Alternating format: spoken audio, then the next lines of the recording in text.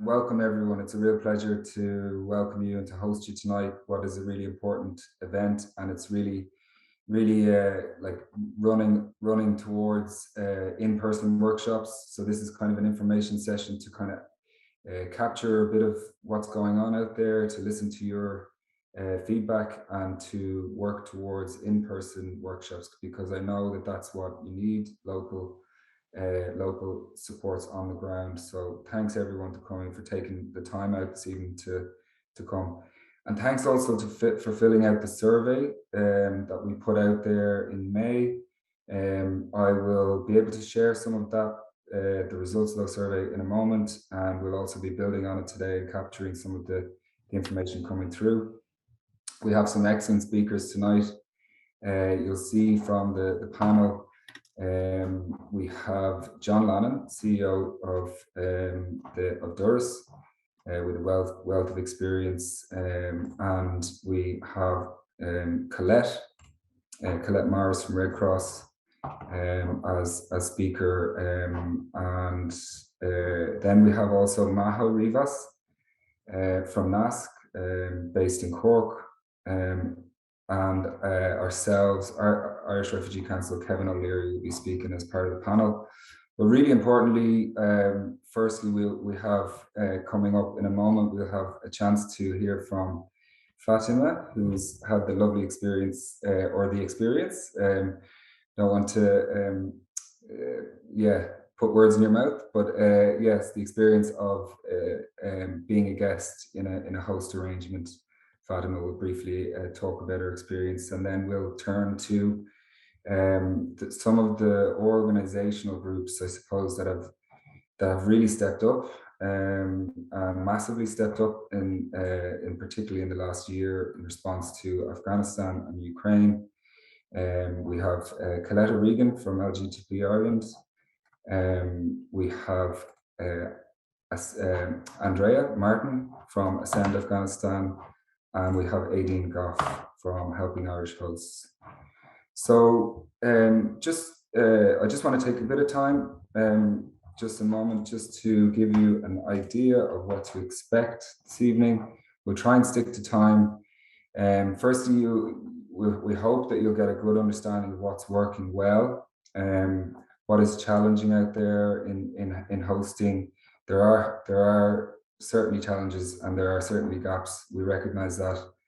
And so we will get a good understanding of that. We'll also get the chance to hear from the NGOs that I've just introduced, and they will be able to outline what is the really important supports on the ground regionally, that can really help hosts to kind of build capacity, and to, obviously, the ultimate aim is to really improve the lives of guests that are being hosted across Ireland. And again, it's been flagged up there. We're working towards in-person workshops in July. We'll give you those dates at the end. So that's the kind of running order to expect this evening. So just want to talk a little bit about community sponsorship. That kind of brings us together as NGOs. We all work on this program. It will resonate with you, because if you're hosting and practicing hosting in the community, this is kind of what you do. I mean, obviously you've got a graphic there of forced migration. You know, that's generally the precursor to resettlement, and you have community groups working in tandem with that, planning in advance of their arrival. And so community sponsorship, you know, obviously what you're doing out there is, this is a very planned and structured program, as opposed possibly to what you've experienced to date. And it is a complementary pathway to resettlement. It's an alternative model that allows host communities play a really central role in the reception and integration of refugees, which is what you are doing out there. The difference is that it's a really structured, and it takes time to get a group into a locally based group into a position to kind of really do, I guess, do the role in a very confident and able way. That's not taken away from anything that you're doing. It is a best practice model. So I just want to take a bit of time to talk about it. It is proven to community sponsorship is proven like to really speed up integration. It avoids institutional living. This is what we're all about here. We've got a lot in common. Um, NGOs and hosts practicing hosting out there. It avoids institutional living. It allows refugees to directly engage with the community from the beginning, from the moment they arrive at the airport. It speeds up their integration through language development and developing bridges into the community, allowing newcomers to thrive in the society with the support of a well-trained local group. So us as NGOs, we provide extensive training to local groups, a whole curriculum training. We kind of act as an intermediary between the government and the local groups. The result really is that, groups and people learn firsthand experience, what it's like, reflected experience of getting to know people that have experienced forced migration, have come to Ireland as a refugee. So it builds capacity in the communities. Groups walk with their families. They navigate the systems together, and it really is. It's about building capacity in community. It engenders compassion, empathy in the local areas, and I'm sure this is resonating with you because I know that that's been also the experience of your groups and your individuals that are calling in here that have been practicing this. So just the final graphic there just outlines the arrival, I suppose. And I just want to kind of introduce with that because it is best practice. What's happened in response to crises in the last year has been really profound. It's been incredible to watch and to be part of. But to see the work that you have done and is incredible. We really want to learn from your experience. So these sessions and this series of workshops that we're going to do in July is really a chance. It's not for us to say what you should do better, or what's going wrong. It's a chance for us all to learn together because there's a lot of things in common. So moving on then, just to touch again on the core principles of community sponsorship. It's about empowerment. This is the really key one. Groups are work together in a way that allows them to really empower people that they're supporting. It's not about we know how things work in Ireland, and this is the way to do it. It's about empowerment. It's about signposting of opportunities, giving the people as much opportunities as possible. Community sponsorship, it's about engagement. Engagement, allowing more people involved in the process of resettlement. It's not just put them in a centre and hope to get a council house down the line. This is about engagement across lots of levels in society.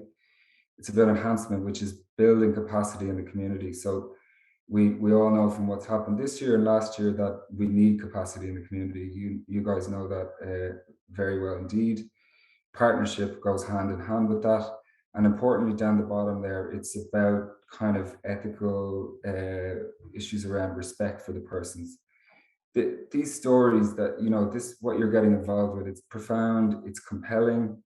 It's something that you might, naturally feel like you want to tell your friends at the weekend but it's important to remember that we're dealing with people that are coming from forced migration. They're coming from conflict zones.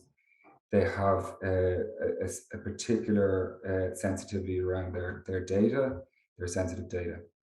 So this is what community sponsorship is all about. That's it for me. I'm going to hand over to John Lannon, and he's just going to contextualize a little bit of the hosting in Ireland. Then we're going to move to Fatima and then to the host organizations in our panel. John? Thanks, Trevor. Just wait for you to move on the slide there. And most of you may know this, but it's worth giving a little bit of global context. So at the start of 2021, there were over 82 million people around the world who were displaced. 2022, we have 102 million people of concern to UNHCR, and these include refugees and asylum seekers, internally displaced people, stateless people, and others as well. About 30 million are refugees, about 4 million are asylum seekers, and about 48 million are displaced within their own country.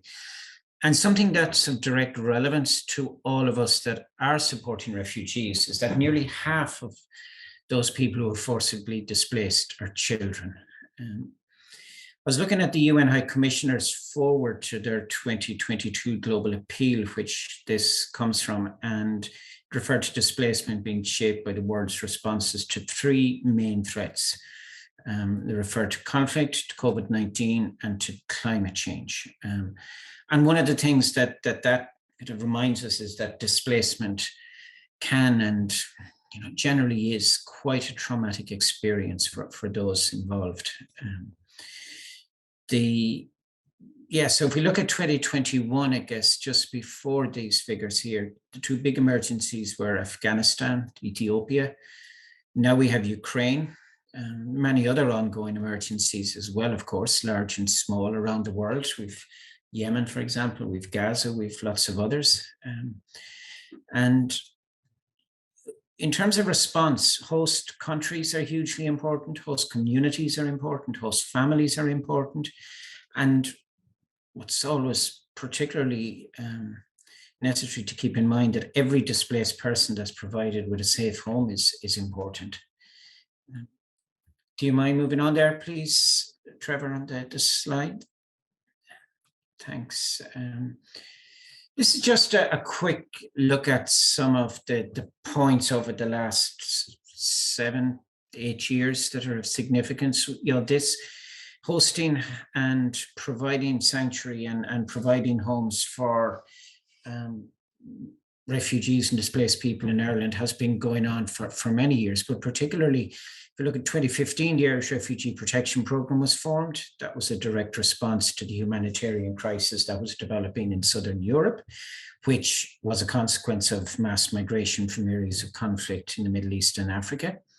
And in fact, back then in 2015, Doras provided resettlement support for programme refugees from Syria in one of the first counties that had a resettlement programme, that was Laois.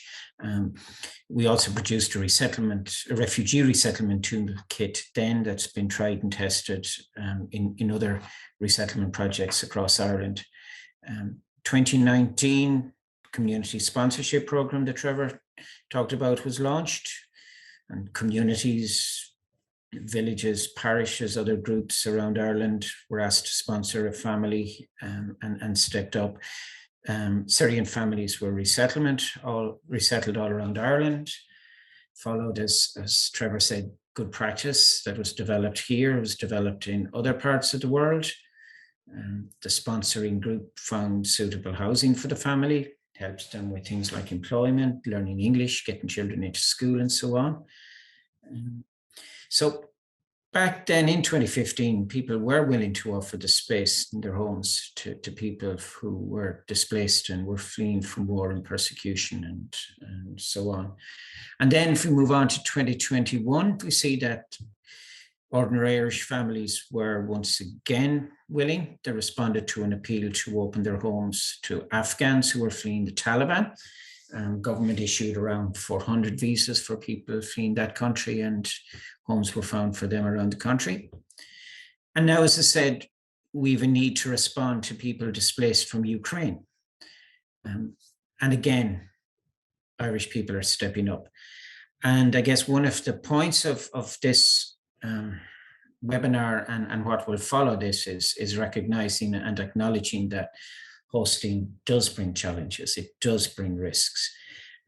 But that's where we as the community sponsorship regional support organizations hope that we can come in. We're available to advise, we're available to support. And one of the first steps then will be some regional workshops that we'll talk about later. And the other thing, just to go back finally to mention something that Rory said earlier, that there are other regional supports available, agencies and so on, and we all need to avail of those. And the first practical step, of course, in all of this for a host is to know who all of those are and how to contact them.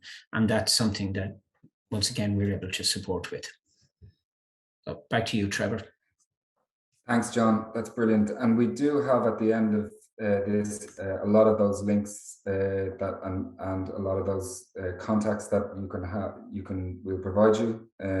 So thank you for that, John. Really, really useful introduction and contextualizing the beautiful things that are happening in the community out there and the great response from the Irish people.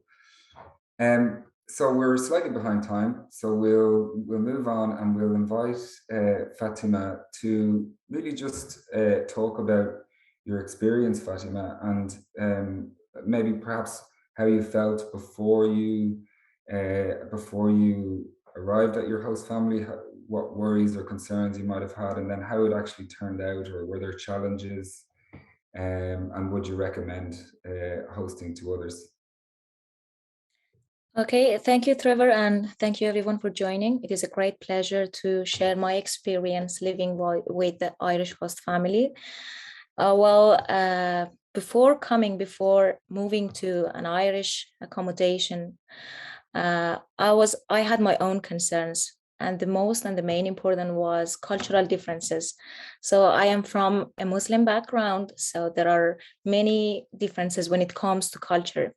I was really worried about it. I Googled about it, and I could, to get to know about the Irish culture. And the other point I wanted to, because when you move to a new house, every house has its own rules. So on early days when I joined this family, I sat and talked to them that I would like to know your house rules in details. So we shared a lot. They told me that you can cook for yourself, you can use the kitchen. I have my own private space. I have my own bathroom and my own room. So we talked about every details because I wanted everything to be clear between us. And then about the times that they have dinner or anything, every details. And so we didn't, and the other part was my contribution to the house. I wanted to know that how can I contribute regarding the rent or bills. And they were so kind and nice with me. I live here for free, and I do not contribute. I just, do some house chores. Just I want to feel myself at home, and they helped me a lot. So living in with Irish host family has many advantages. First and more important, if your first language is not English, it will help you a lot to improve your English. There are many words, there are many expressions and slangs in Ireland. So they patiently taught me about the, Irish accent, Irish words that might be a bit different with what we have learned, back in our own countries. And they are a very good company. They help you to get to know the city, different places, and Irish culture. We exchanged our culture. I explained my, Afghanistan culture, and I get to know Irish food, Irish background, Irish history. So this is a great experience. This is a great chance to live with Irish family, because they have real experience and they will, kindly share everything with you. And the other part that helped me a lot, they were so supportive. When I arrived in Dublin, I was still shocked about whatever that happened in the past. So they were so kind, patient, and they helped me. I had no idea about different process like medical card, like GNIB. They explained everything to me. And even I remember when I had my GNIB appointment, my host family picked me, gave me a ride to GNIB, and they were there for me. They just told that I want you to feel relaxed, that we are here for you. And the last part that Sometimes I was feeling like, okay, this is their own house. Maybe is it appropriate? Is it okay for them if I invite my friends over? So by talking, everything, becomes clear. I talked to them and they said they would be happy if I invite my friends over. And honestly, I highly recommend. Having said all the reasons, all my experience so far living with Irish family, I highly recommend it because Irish people love talking, love knowing about you. They are supportive, and you can learn a lot about Ireland, about people, and you can share whenever that you want to talk. There's someone to talk to you. So if there's any question, I would be glad to answer. If not, I'm over. Thank you, Fatima. That's brilliant. Thank you so much. And we're really lucky to have you here. So yeah, delighted that you're here and that you've had a good experience. And particularly, I think when you mentioned that you took time to sit down and to really be interested in how the house is run, because as you say, there's like macro or big cultural things that you want to understand, but also each family is different. So it's Yes, really exactly. important to take that time and just sit down and work out, yeah, how's this going to work best. Thank you Exactly. so much for reflecting Sure, on my your pleasure. experience. Thank you. And so, yeah, perhaps later on we'll have Fatima on the panel and we can have some further questions. I'm just going to share my screen now, and this is, can you all see that? Yeah, Yep. hopefully everyone can see that. As I said, we put out a survey in May and you have kindly responded with some really, really interesting feedback and really very valuable. We're going to build on this today and try to capture some of the conversations. Some interesting, I mean, this is the kind of structure of the conversations. What is working well? What are the challenges? And what do you need support with? So in the speakers to come, particularly the host organizations on the panel, we'll be focusing on those things and building on this towards the in-person workshop. So I will actually put this in the chat and you can feel free to go in and actually add as you go. People in the audience there, feel free to add. All you need to do is like click that, and instead of just don't worry about the subject, just type here. Hopefully you can see that. So I'll put that in the chat, and we'll build on that throughout the session. So moving now to our hosts and the wonderful hosts that we have here that have organized and stepped up, as I said, to the challenge. And it's really an act of profound hospitality, I think, really comes back to hospitality. So if I can invite, Andrea Martin. I would love to hear from Andrea Martin about your experience in Ascend Afghanistan, and I know the amazing work you've done. So maybe you could tell us about the what's working well, challenges, and any gaps that you need. Thank you, Trevor, and it's a real pleasure to be here this evening. It's an honor, and actually, personally, I'm not a wonderful host, but I know that among our participants this evening, apart from the panelists, there are our wonderful hosts who have made our project possible.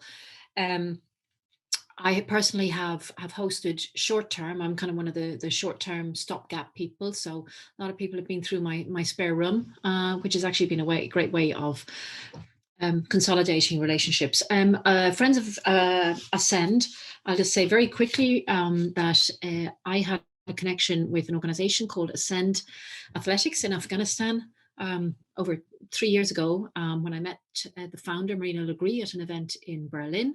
And when the Taliban were coming in and the messages were quite desperate from that organization as the Taliban came into Kabul, I personally took an initiative to try and help them. Was very, very rapidly joined by other wonderful people, most notably at the start, Anne McNamara over in Galway. And then between Anne and myself and our friends in the Red Cross and Sorry, I hope people can hear me, by the way, because I know my microphone's not great. Our friends in the Red Cross and Irish Refugee Council, or friends we made in the Red Cross and Irish Refugee Council, and IRRP, and lobbying like crazy and refusing to take no for an answer. We now have 20 young Afghans, mainly young women. Some have spouses with them, who are settled, 10 on the East Coast. We've got 11 on the East Coast now, 9 over on the West Coast. And one more, a little baby, JJ, Jahangir Jan. So it's absolutely wonderful. He was born last February, which is a real sense of continuity when the babies start coming. When the babies start coming and the school-going kids start playing GAA, it's a wonderful feeling. So we have been, this time last year, I knew nothing about refugee resettlement. So it's been on the hoof learning. We asked around a lot of people who had been working in this area and got fantastic advice. When we were, some very important, let's say there was an intervention with some good friends of mine who said, Andrea, we need to get organized, or this is just going to become too much and it's going to be too chaotic. And we put the effort into forming an organization with a constitution right at the start. A very good friend of mine who's worked in NGOs for years said, look, this is going to seem like a waste of time when there are refugees actually pouring into the country. But he said, this is going to be what will hold you together and hold the organization together further down the line. And I couldn't have got better advice. And the intervention was by two of our volunteers in particular, Bill and Ger, and another couple, Roshin and Martin. And we took the community sponsorship model that the IRC had provided us with. And I remember Bill saying to me one day, why have you changed the title on the Constitution? I said, because we're not community sponsorship as such. We're not a community coming together to support one particular family. We are actually a random collective of volunteers who are coming together to support one particular group of refugees. We are a support group. And so we tweaked around the constitution a bit. We came up with a code of conduct, which has been really, really important. Bill was relentless in chasing down people and getting them to sign the code of conduct. And I'm not a great person for detail. And I was inclined to say, oh, for God's sake, they're nice people. But actually, that was really important because it made each and every one of us think about what are we signing up to? What are we committing to? Then we got on to what we broke ourselves into three. We planned on 3 phases. One, a communal living phase for 3 months to provide rest, respite, security, and to evaluate initial needs, get people sorted out with GNIB, medical cards, and signing on to social welfare. The wonderful sisters in the Dominican convent in Wicklow made that possible by providing us with the top floor of their convent for 3 months. It was a wonderful opportunity because relationships developed during that period, because people came down to visit. We have a wonderful, Julie Gleason is an amazing and very energetic volunteer we have, who organized activities every weekend, and different volunteers went out different weekends. People could come down, have tea for the afternoon, bring their kids down to the convent. And we actually got a lovely community of people going then, and some very important relationships were forged during that initial period. Then we've now moved on to our second phase, which is hosted accommodation. And I'm very interested that Fatima, and then we've had the pleasure of meeting on a few occasions now, what I would echo what you said, Fatima. You probably had the language and the personal confidence to be able to be very, very explicit with your hosts and have those explicit discussions. And I would say the most important thing is don't assume it'll work out. The prep is really, really important. I know before our women moved into hosted accommodation, myself and a couple of others spent, and we only were putting 10 people, we spent in hosted homes. We had an idea where people were going, but we spent an entire month of conversations, really important conversations, and and I'll tell you what they were in a moment. But where we didn't have these conversations because we assumed that relationships had been forged, those were the ones that fell through and needed reorganizing, because lines were blurred, expectations were different, and because people had formed maybe friendships, a guest and a host had formed a great friendship, we assumed, oh yeah, they'll be fine. They're great pals. They'll be able to sort it out. And very interestingly, now I'm glad that no relationships have been destroyed in all of this. We've managed to all stay friends along the way, but those were the placements that didn't work out.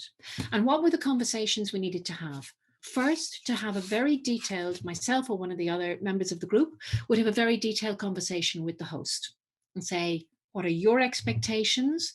What are you able to provide? What would you like to provide? We would then have a conversation with the proposed guest and have an equally detailed conversation with them. We would then introduce the two of them, bring them to the house, let them have a look around, let them get a feel for each other, have a cup of tea, have a chat. And even then, we didn't say yes at that time. I mean, even though there were ones when I could see, okay, we've got a surefire one here, I'd be very, very careful to say, well, now, let's both take 24, I'll let you both take 24, 48 hours. And if you're happy to go ahead, if you've any more questions, and if you're happy to go ahead, then we'll come around with the hosting letter and move our bags and baggage in, and the guest bags and baggage in. That may sound like a terrible waste of time in a crisis. But I would suggest that we did have short-term accommodation. God knows I had 3 girls sleeping in it, and they don't mind being called girls. They want to be called girls. We had 3 girls sleeping in our tiny spare room for a week. That short-term hosting when there's a crisis is okay, but each of them gradually went through this process and went into a longer-term hosting arrangement. So for the short term, you can manage a crisis, people put up with different things, but for longer-term hosting, I recommend you have the host conversation with the host, conversation with the guest, introduce the two of them, let them have a conversation, maybe mediate the questions a little bit. Are you happy about this, about this? Little things like, like, who's using the bathroom? Is it okay to hang your knickers in the kitchen, or the? Sorry if I offend anybody, but little things like this matter. Is it okay if my 16-year-old son is walking by in his pajamas up and down the corridor when this young woman is going to the bathroom? This is really important stuff, and as long as people are able to think about it and decide, yeah, I'm okay with this, it just gets everybody working. And then we had a hosting letter, which is based on Kevin. I think we shamelessly cogged yours when you were in another parish, and we adjusted it and added a few of our own. Some very basics like food, and we've got a baseline rule. Please make sure there's enough food in your fridge to feed one more person of the food you usually buy. If anybody wants halal or wants something different, they buy it themselves. And that was really, really important, that everybody knew that was really important and basic. And also very important about having a key, that they do have a key, that they can come and go, that the guests can come and go. And it is a major issue whether somebody can bring friends into the house. The best thing, if I have learned any motto in these last few months, it's slowly, slowly, catchy monkey. We need to rush to every solution right at the start. Just let relationships develop organically, but have the baseline sorted out. I'm probably way over time. Where challenges now, fuzzy communication at the moment. Because what I think is we have amazing hosts, but hosts have different levels of availability for commitment. I mean, we have one young woman who's virtually adopted by the family and fits right in as experiencing wonderful support, right down to the other end where somebody's sort of effectively in a bedsit, and that's all she needs. She's much older, and she wants her independence, so she's getting what she needs. But it's often the case that one size doesn't fit all. And I think what's happening, it's also important that our hosts form their own WhatsApp group and are talking to each other. But I think what we need to clarify now as an organization is to make it clearer to the hosts. And I'd be very interested if any of our hosts are there, and I won't be at all offended if you comment on this later on, it would be very helpful. That I think we as an organization haven't been clear enough about the supports that we can give. So sometimes we have doubling and trebling up on an education plan, and somebody's left, with a problem with social welfare, or else the host is left working with social welfare and tearing their hair out, when actually maybe if we centralized it, if we brought it back to one of us on the committee, we could sort it out. We haven't been clear. We probably haven't been clear in ourselves, and we want to make it clearer now what we as a support organization can give. Because I think the scariest thing for hosts is to, probably from the feedback we've got, is to be left feeling that you haven't got any support. Another thing, the final point I want to make is about, I don't know about anybody else, but I am wonderful at organizing other people's lives. I'm not so great at organizing my own life, but ask me what anybody else ought to do with their lives, and I'll happily hold forth. There's a great danger of, with affection and goodwill, adopting somebody and saying, she really ought to do this, or he really ought to do that. He may be really tired, she may be really depressed, maybe they need some time in their bedroom for a couple of months, and it may be annoying the hell out of the host that somebody is apparently moping, but they're tired. It's really tiring working in English, and settling into a new country. And what I've realized is people need their cocoon and space, and maybe that bedroom time is needed. There can be a time when getting out of the old bedroom is and being encouraged to get out of it as well, but just to be sensitive to that, and slowly catch your monkey. You may have the ideas for how somebody's life can be fixed up. I have seen from our young women, I'm amazed, right from day one. I said, I know what she should do with life. I know what she should do with life. But I kept my wish, and amazingly 8 months later, gradually getting there with the support of the hosts. But allow it to happen organically, I would say, and don't foist all your answers onto the hosts straight away. You may have them in your head, but just let them emerge is what I would recommend people do. So yeah, keeping the balance between helicoptering and supporting. The biggest challenges we've had is because we've been learning on the hoof about medical cards, social welfare, and the HAP journey we're just starting, which is going to be such fun. Kevin, you were amazing at helping us out with the social welfare and the medical cards, not doing it, but showing us how to do it. I came across only helpful public servants so far. And the way I would do it, and it's not fiendish or strategic, but a couple of times I got a question saying, yeah, why have you taken so long to do this? And I said, hands up, I'm a rookie. I knew nothing about this 6 months ago, and I'm learning on the hoof. Can you help me? And the number of times they helped me were just amazing. Those are all the written notes that I have, and I won't even go to my unwritten notes or I'll never shut up. So I hope that's of some assistance. Andrea, that was more than of some assistance. It was really, really great.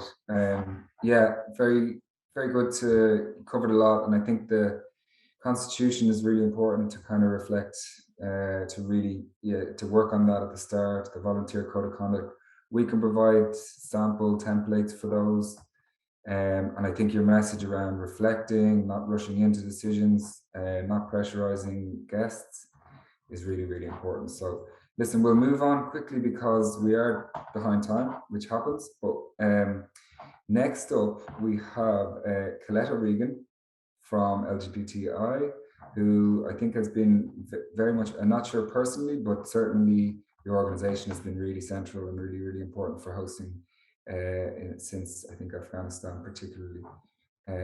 Thank you, Colette. Thanks very much, Trevor. And sorry, I dropped I'm on my mobile hotspot now, so I hope I don't drop out. I shouldn't, and I won't, use up too many minutes. I'm a bit like Andrea. I could talk a lot about this. I'm very passionate, obviously, about refugees. I suppose, look, we have been for the last number of years supporting LGBT plus people seeking international protection in Ireland. So we've had a lot of experience. We have a lot of experience of supporting lesbian, gay, bisexual, trans people in direct provision. When it came to then the Afghanistan crisis last year, we were approached, and of course, we, knowing, just, I suppose, how hostile the whole world is beyond Western Europe and North America towards LGBTI plus people, like, we knew we had to step up. We had already, through our peer support group around our LGBT plus asylum seekers, we had developed a lot of allies, because, mirroring a lot of what Andrea was saying, and indeed Fatima, about just, building not Facebook social networks, but real people social networks, making Irish friends. And I suppose for LGBT plus people arriving into Ireland from many countries where they had to really keep a very low profile, they were living really, really undercover lives if they were living any of their sexuality or gender identity at all. People were coming into an Ireland, a Western European country, an Ireland which is, really trumpeting its embracing of LGBT plus people in recent years. So it was really, really important that people had support and guidance, and would gradually come out of whatever level of closet they had been living in, and that they then also got to understand, the whole, like, Irish cultural aspects around the LGBT cultural aspects. So there's layers. Also, I suppose we had to step up, because we understand that, even within Ireland, LGBT plus people are a minority community, and they still face a lot of challenges around, just lack of awareness, lack of understanding, sometimes overt homophobia and transphobia. That still is a reality in Ireland, on the streets of Ireland, sadly. So, we never assume that someone who comes forward as a host to a refugee in general terms would be a safe host for an LGBT plus refugee. So it was really important for us that we ensured that LGBT plus refugees were being hosted in safe homes for who they were, and they did not have to live a closeted life in a host family situation in Ireland. Having said all of that, while we are an NGO, we I guess the host family dimension to our refugee support work certainly was, additional work and new work for us, and we did learn our way into the work. Certainly what we learned initially was we cannot put out a public call for host families when we are seeking safe homes for LGBT plus people, because we didn't have the capacity, the human resources to vet, to do the level of vetting that would entail in order to guarantee safety. So what we did was just really rely, as the LGBT plus community is very experienced in relying on ourselves and on our own LGBT plus community, and looking to that first as the place to ask for what we need. So that's what we did. We put out the call through trusted networks of friendships, and people essentially vouching for each other. That then enabled us to put out a safe reach request without going completely public. To date, that worked well with our call for host families, or for our Afghan refugees. We hosted, along with 2 or 3 other organizations, 26 refugees in LGBT plus homes, or LGBT plus allies homes.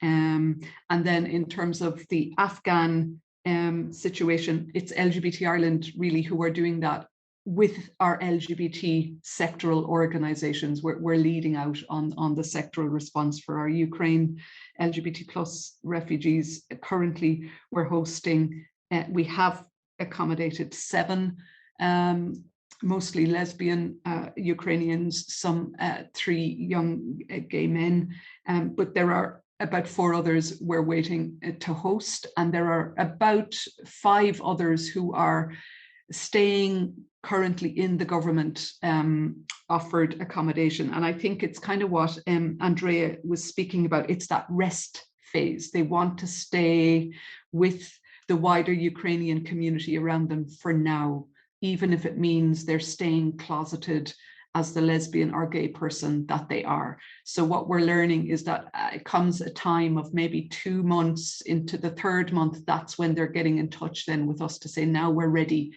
to start meeting potential hosts. We are doing it very much similar to Ascend Afghanistan. And that is one of the challenges. We do spend a lot of time communicating with the potential hosts, but most of all, we're supporting the LGBT plus refugees and trying to make them feel that they are part of the LGBT plus community. We are here to support them. When they're ready, we do, mostly it's been online in the getting to know you phases. People are completing relevant screening forms, references, and then online meetups. And it's very evident then when people click or when they don't. I think what has worked really well for us is that we have a lot of the wraparound supports already in place, because we're supporting LGBT plus asylum seekers living in direct provision. We have fast track access to counselling and therapy services which are needed. We also have peer support group spaces set up regularly, and those are really, really important for our newly arrived refugees to step into and to, you know, connect with others. And people very quickly get that feeling. The integration is kind of, I would suggest, kind of fast within the LGBT plus community, because, you know, we're all in that community. As Irish LGBT plus people, we have our LGBT plus community, and we've stepped into that at an earlier stage in our lives, or at some stage in our lives. So we are a subculture in Ireland. So when people step into the community, they kind of feel that instant kind of connection and sense of belonging. But I suppose we're just guiding them to get to that stage. It's quite an emotional time at the moment, because Saturday is going to be Dublin Pride, and for many people, it will be their very first Pride. And we had a workshop, we had a peer support group last Saturday in our office, and we brought our Afghan refugees together, our Ukraine refugees together, and our LGBT asylum seekers together. And it was just the most precious day I've had in a very long time. And the excitement about Saturday is just, I think Dublin is going to explode with the excitement of, it's going to explode in all positive ways. It's going to be really phenomenal. And so I think all of our hosts are invited to that, because, you know, so far it is LGBT plus hosts that we are dealing with. So for them, and in fact, some of our hosts for our Ukrainian friends are from Estonia. They're from former Soviet countries. So it's like they just were immediately saying, you know, we know what to do here. We know how they're going to feel. We know how they feel. We really want to be part of this. So a bit like what Trevor, what you were saying, it's a very amazing act of solidarity, common humanity, huge compassion, huge love, and huge understanding that there, but for the grace of God go I, you know. And it's really about understanding that our privilege and how we, and what a privilege it is to be able to support others as well. I can't say at the moment we've had huge challenges beyond just, I suppose, the level of work that's involved in all of those very important conversations, which you cannot skip, because they are the core of what makes everything work. And also, I suppose, we have a number of host offers outside of the Dublin area, wonderful offers if people are into organic farming and surfing on by the beach and all that. But most of our Ukrainian refugees at the moment anyway do want to get to Dublin if they can, because once they've had a bit of a rest period, they really want to get working and get very, you know, moving forward with their lives. We keep the wraparound supports very much available to them, a bit like what you're saying, Andrea. We're not pushing people to to talk a lot during peer support. If we're just doing activities, that's fine. We're not pushing people into counselling, even if we do observe that perhaps they are really, in pain and suffering emotionally and terribly homesick and terribly worried about what's happening to their loved ones back home. But we just hold the connections very strongly, and we keep reminding people supports are there when you need them, in terms of emotional supports and counselling supports. We use our networks, our partnership with Irish Refugee Council, the Ukraine Civil Society Response Forum. We use all of our allies. We can't do this on our own.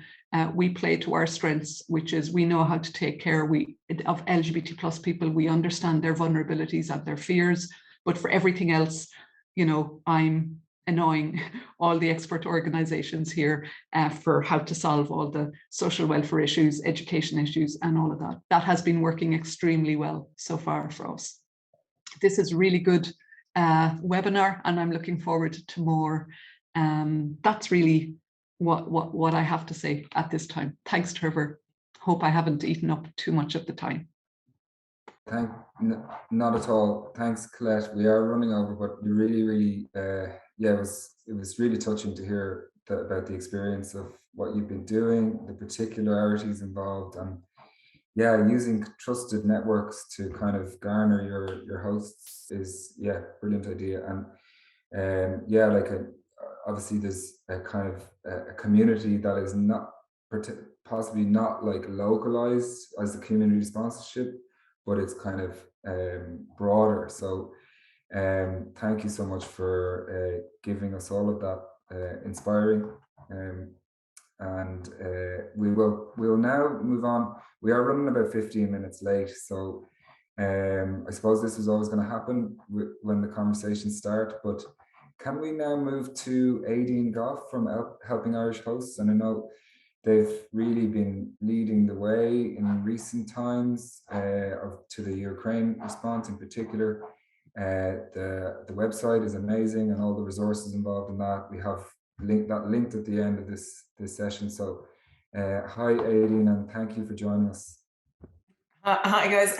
To be honest, I could just rob what Andrea and Colette have just spoken about, because they were both so eloquent and excellent in how they expressed everything. And we kind of started the same way, that it was we're a small organization that were formed as a reaction to Ukraine literally and metaphorically exploding into war and onto the world stage in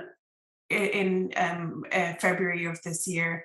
And we, again, just like Colette did, Colette's organization started as that we were just a group of individuals initially, and then it spread out like a spider's web of friends and people who we knew, and my sister and my brother, and spread out and out and out of getting more and more hosts involved. Now, we know that we benefited hugely from the whole world was in shock when Ukraine happened, and Ireland's response was very much immediate, of fling open the doors and to our homes. So we know that initially there was a great response to hosts, and they definitely were very enthusiastic about coming on board with hosting.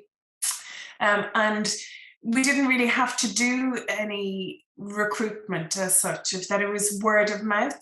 Now, since then, we then formulated a WhatsApp group and then a private Facebook group in order to support the hosts as they continue on the journey, and that the reality of it's very different from the softy, huggy moments that you think it's going to be at the start, to then dealing with the trauma, the ongoing trauma that your hosts have, of looking at the news on a daily basis, wondering what's going to come through on their phone, what bad news is going to come from home. Even if they've had a really good day, are they going to get bad news that evening? So that can often be a challenge for our hosts, and we found that having the host group that the hosts were able to talk to each other and talk through this and decompress a little bit. And also that our private social media Facebook group was a more controlled environment, and still is a more controlled environment. We screen who comes in, and then we're very active on the group, that there's always administrators on it. So social media can often very quickly just become out of control of a very simple situation, can escalate, and everybody has an opinion, and how something is written and how something is read is often two very different things. So we've been very cognizant of, again, as Trevor talked about earlier on, about keeping confidentiality, keeping things as private as possible, and keeping things within as small a group as possible who needed to be informed in order to deal with any problems or challenges that arose. I suppose we've been, everybody talks about the challenges of the cultural differences. I know Fatima was fantastic in being able to sit down with her host family from the very get-go, and having that confidence that Andrea spoke about, of being able to set out her boundaries and check what the boundaries of the host were when she initially went to live with them. But we know that hasn't always been the case. So we have now put parameters in place, guidance letters for our hosts, and guidance letters in Ukrainian and Russian for Ukrainian guests, in order to flag issues that you don't even think about, like Andrea said, of where you're drying your knickers, like those kind of mundane things that can very quickly become very big issues for our hosts. We also know that, we're almost 4 months into this. Morale is waning. People's attention shifts away from Ukraine and into the next challenge or the next problem in life. We know that the cost of living and rental crisis and all that kind of stuff is really getting in on board on our hosts, and also that for our Ukrainian guests, of that the idea of that it was going to be a temporary situation, and then they were going to be able to just find their feet and get a job and be able to afford to rent, particularly in Dublin. Not only the affordability of it, but actually finding the place. That's a big challenge, and there's nothing that we can do per se to tackle it. If we did, none of us would be here in this situation. But I think in talking about it and having our hosts being able to talk to each other about it, and we move people from one short-term host to another short-term host to kind of buy us time and to keep people in hosted accommodation and out of direct provision, which is really what we're all about here, is keeping everybody out of direct provision for as long as possible and out of homeless supports and things like that. We've been really taken aback by the beautiful moments and about the good things that people are able to do, and that how people are great. The big bureaucracy around it can be difficult, but actually when you get that person on the phone, as Andrea said, they're actually willing to do an awful lot for you that you didn't think they would be able to do. We know that we have benefited hugely from, in comparison to Afghanistan and Syrian refugees coming in, of that the government and charity response to issuing the medical cards quickly and getting the PPS numbers without hassle has benefited our guests hugely. But now we see the challenges of that. Yeah, you have your medical card, but there's no GPs willing to take on medical card patients, or dentists willing to see medical card patients. So we know that those are ongoing issues that we're trying to tangle out, and we're using our network of both formal and informal allies, such as everybody here tonight, to be honest with you, because I know that I'm preaching to the choir that it's all about linking in with other networks of people who are doing exactly the same thing as we are, under a different umbrella or a different name, and using their skills and connecting with other organizations to do the same thing. And also the upcoming challenges and things that we're looking for help with. And I think it would be remiss if we didn't talk about the elephant in the room, is the ongoing long-term plan of, like, how is this going to be sustainable for our hosts long-term, no matter how fantastic their intentions are. So I think the more people involved in that discussion, more organizations involved in that discussion and advocating for hosts, and knowing that there's other organizations doing the same thing, and being part of this community is hugely beneficial, and I hope that it's going to be able to be continued. I'd also like to flag, like, it was very interesting, John's slide about the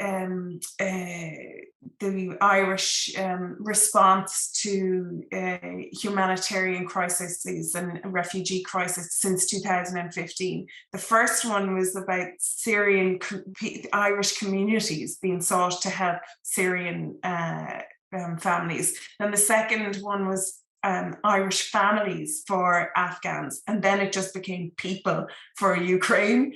And I think we need to shift that focus back to communities, because it's not sustainable as individuals. It has to be a long-term community effort. And I'm hoping that things like this, and maybe the in-person sessions, will help to build that community. Brilliant, Aideen. Thank you so much for all of that. I really thought it was really important, all of the points that you're making, and particularly the long-term plan. We're not going to solve that tonight, but I really think it's very important, and exactly what you're saying, it's remiss not to point to that. What is the exit plan? What is the long-term plan for hosting if this is what we're relying on? Interesting that you mentioned also keeping up morale when kind of the headlines stop coming. I know that's always an issue in any group, in any local group, and particularly when you're facing barriers and institutional barriers, and and new headlines and new zeitgeists coming at us all the time with cost of living and other things. Thank you so much, Aideen. Really appreciate it. Fatima wants to make a point. I think she wants to come in with another point. Thank you, Trevor, for giving me the chance. Actually, I just remembered one point that I think it is worth mentioning. Thank you, Andrea, for raising all the points. Actually, I just wanted to tell about one word which is very ingrained, which is very common in my culture, in Afghanistan or Persian culture. And that word is ta'aruf. I don't know, have you ever heard that or not, but it is very strong in my culture. Ta'aruf means that sometimes when you do not want to do something, you are not willing to do something, but people ask you and you love them and you think that, okay, they're kind to me. If I say no, I may upset them. They may be upset with me. So it is very strong in my culture.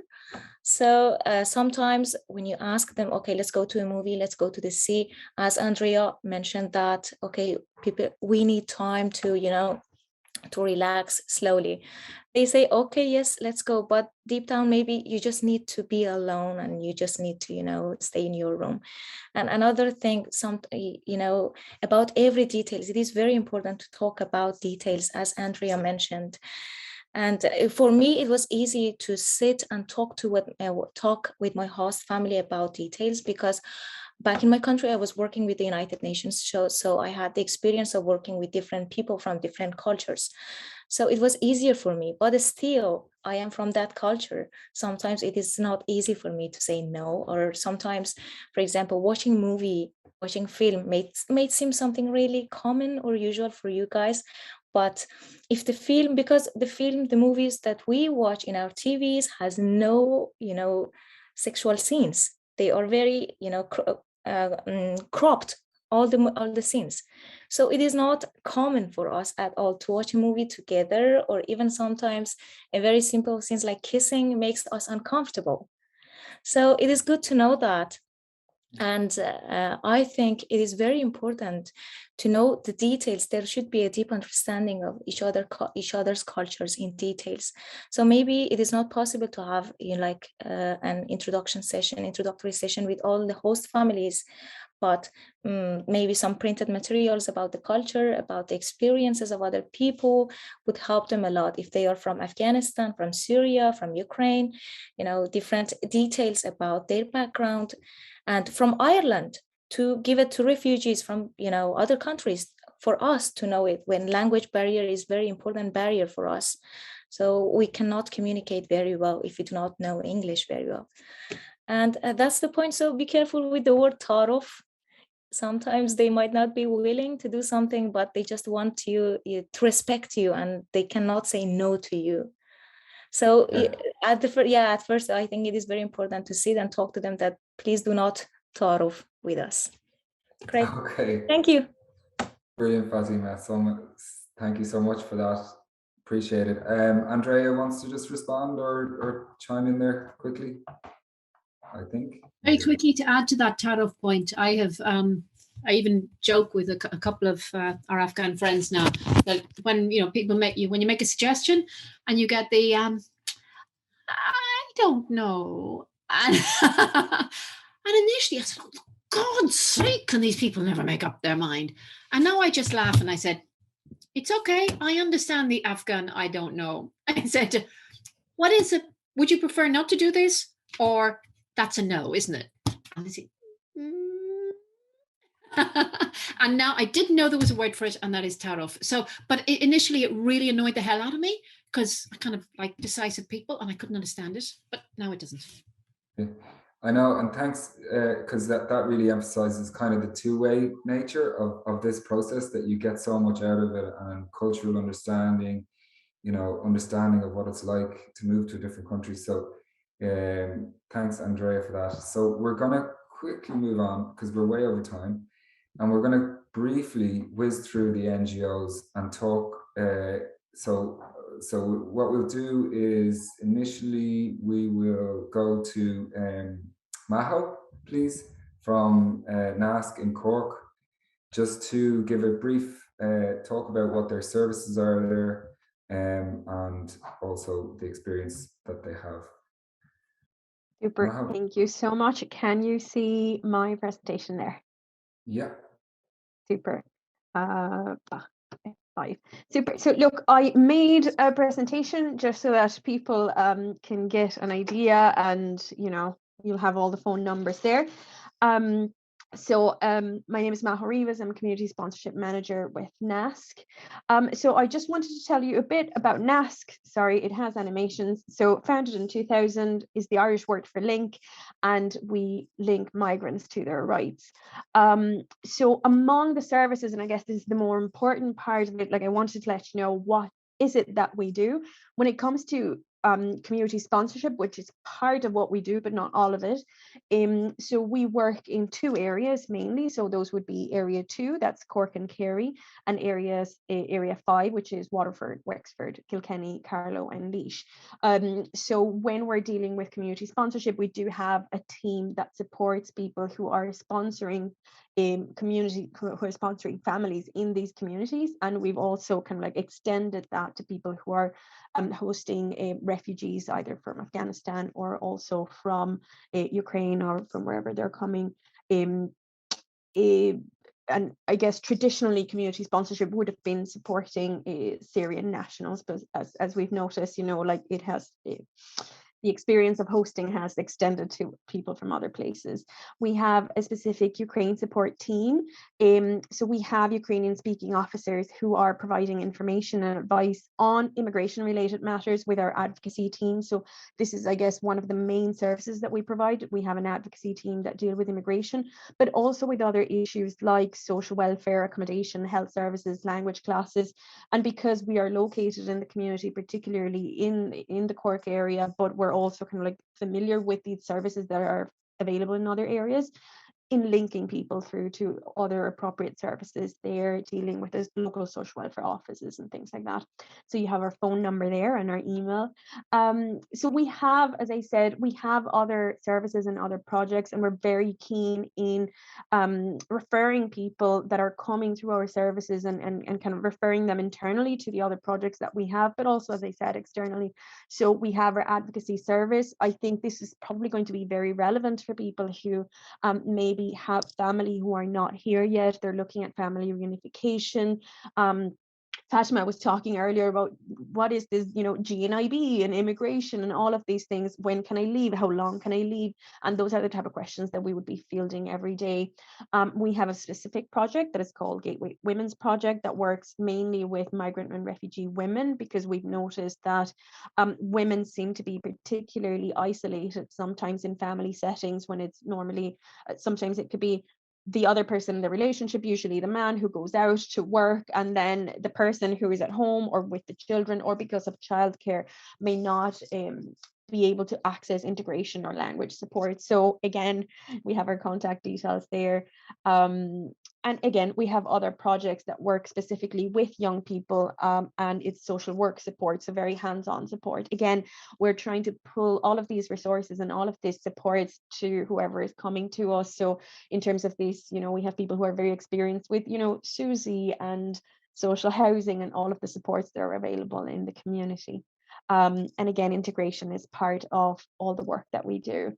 So yeah, hopefully that wasn't too fast. So I just wanted to leave you with our address, our contact details there, our emails. And as I said, you know, the host, you know, communities and families that are hosting are doing amazing work. And in dealing with people who are in congregated settings, we know that being able to move out and have a bit more independence is one of the main things that everyone is looking for. So you are enabling that, and just wanted to thank you for that. And yeah, look, we're here to support and help in every way that we can, and we have staff that have been working in this area and in many other areas, and hopefully we can yeah, support in every way we can. Thank you very much.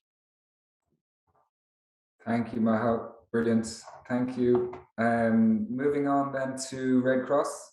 Hi, Trevor. Colette. Yeah. Hi, everybody. My name is Colette, and I manage migration services for the Irish Red Cross. I'll be as quick as I can, because I think it's more important that we get to the Q&A, Trevor, rather than me talking about the Red Cross and what we do, but I'll spin through it. So the Red Cross as an organization has been working directly with refugees since back to 1940.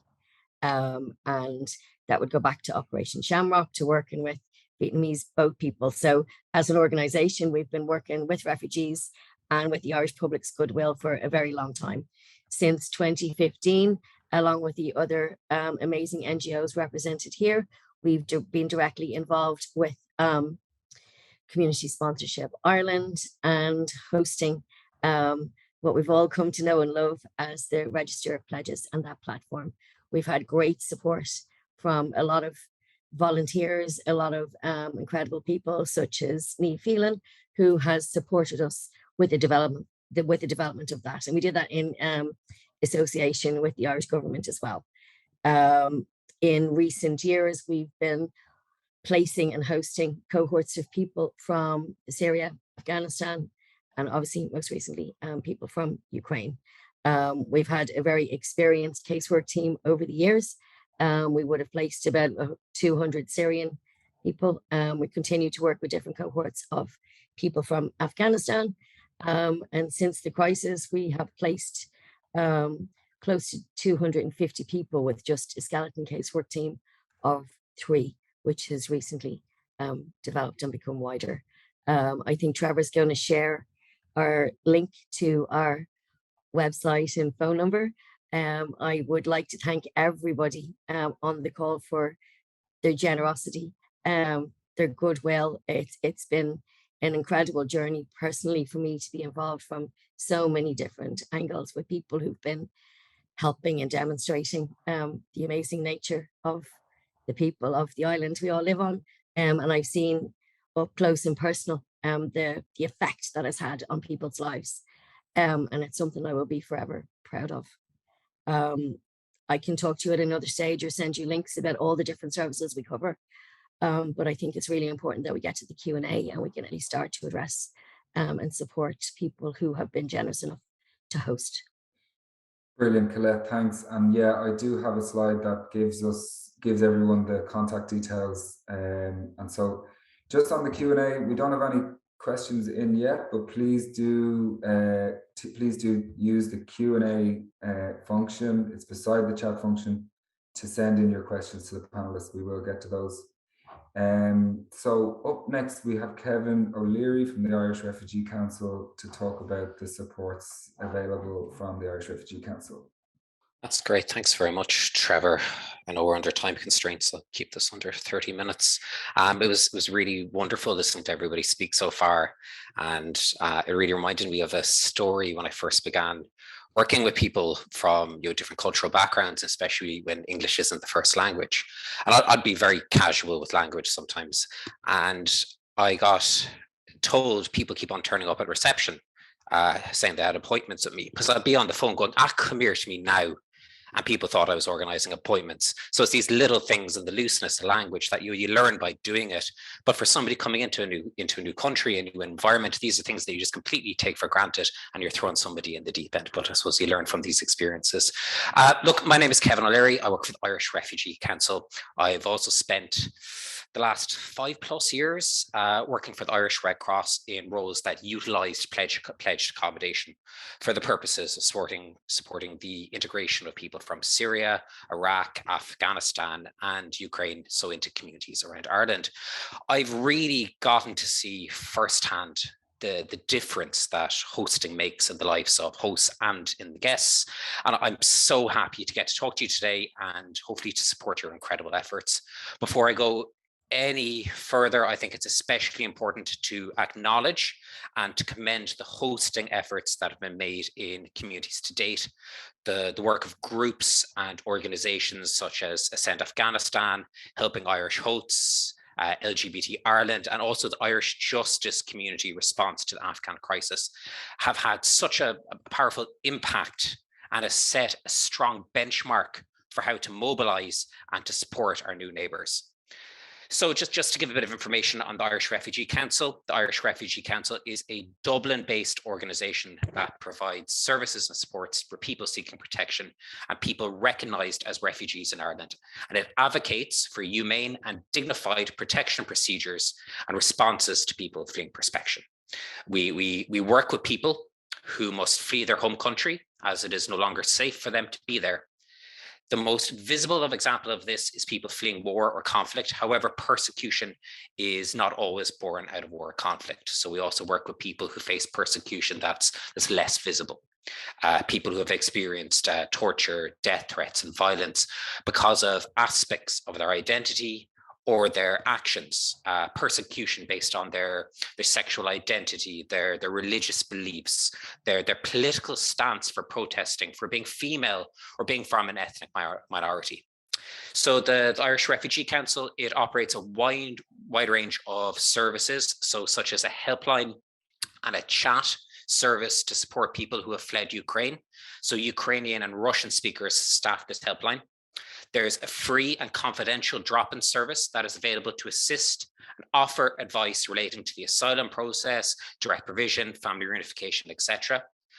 There is an independent law centre where we meet the unmet legal needs of people seeking international protection in Ireland in a strategic manner, promoting and delivering early legal advice and representation to people from the initial stages of the asylum process. We also assist people with general housing queries, and we provide key supports to people who are trying to secure rental accommodation or who might be at risk of homelessness. We also have an employment team who work on several initiatives, assisting people seeking protection in Ireland and to overcome barriers in accessing employment. Our education work broadens access to higher education for people in the protection process. Our youth work team supports young people to empower themselves, to develop a sense of belonging and ensure their voices are heard through structured group work and one-to-one supports. Our resettlement work then provides support to individuals and families brought to Ireland under the Irish Refugee Programme. And then finally, there is community sponsorship, which Trevor has addressed earlier. So the principles, the training behind community sponsorship, this really forms the basis of in-person workshops. And I really strongly advise you to sign up for one of the 3 events in July.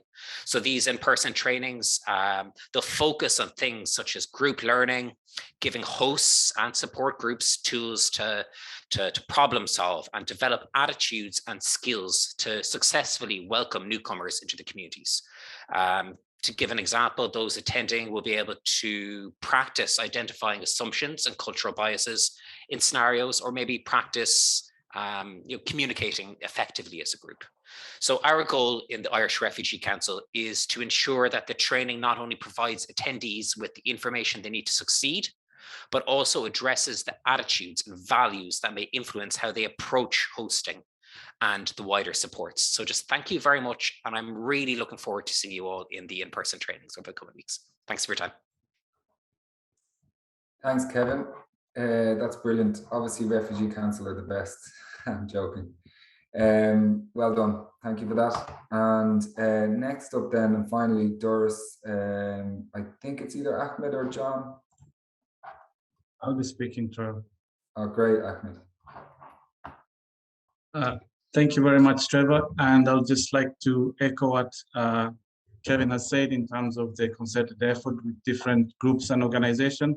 And I know we're running late in a few minutes, so I'll try to kind of give a brief synopsis. So Doras is a human rights organization based in Limerick, and we cover 3 regions. That's the area 3, that is Limerick, Tipperary, and Clare.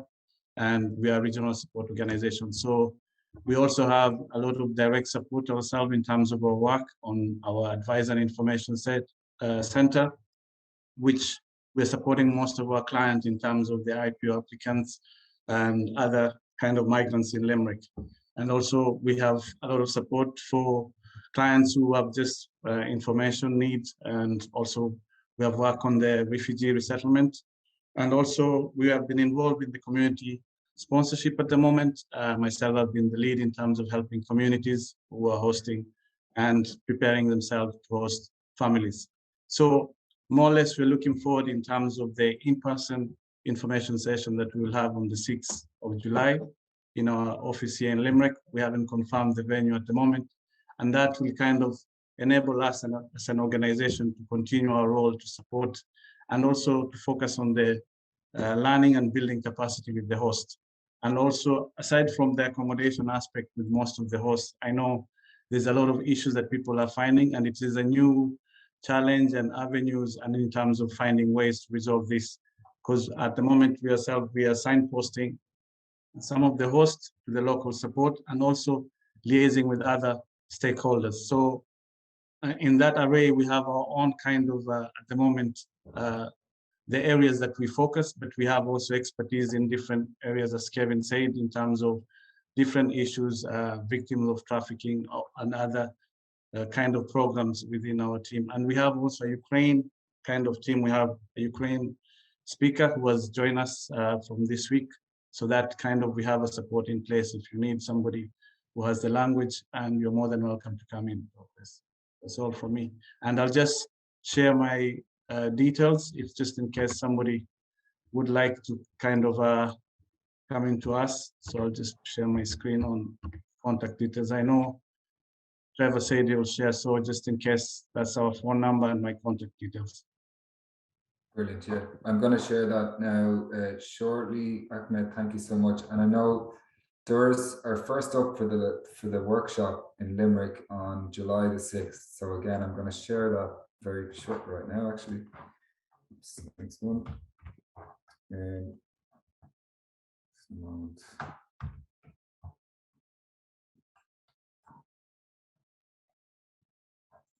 It's not really on. There we go. So yeah, we've got the, I suppose, contacts there from each of the organizations that you've just heard from there. These are the main refugee support organizations around the country, and we really welcome you getting in touch. We've got, as you just heard, a wealth of supports. We are all small organizations, but we do, we're very, very committed, and we have the expertise. So they're the individuals that you can contact. And then I've got just some resources here in the link. Open Community are an organization that we work with. They have a brilliant website which has got loads of resources, and you may have already kind of accessed some of those. There's online training and other resources and apps and things like that that you can download. That would be really, really important for people arriving in the country. We have the Doras Resettlement Toolkit, which John mentioned earlier, and is really, really, like, I would absolutely urge you to click on that link and to go to that, because it is specific for Syrian context, but there's so many lessons there. It's very, very comprehensive, and there's a lot of cultural, interesting cultural content in there. Someone was asking, Aileen was asking about the Helping Irish Hosts resources. There's their website. They have a document there that's really, really comprehensive to help hosts, and a lot of resources on there. I've just linked the Irish Refugee Council, the NASC website, and the Red Cross. And there's also an organization called Refugees at Home who operate in the UK, which also has many, many resources there. So, so as I said, we have upcoming workshops. These are the dates that we've confirmed. They're focused on the building the capacity of hosts and to provide locally based supports for guests. So we'll send you on the details of those. I think someone was asking if they can get the recording of this, which we will send to all attendees. We'll send the recording, we'll send all the details of the events upcoming. So please put those dates in your diary and spread the word, because we want a good attendance, and it's always really important to get the conversations going.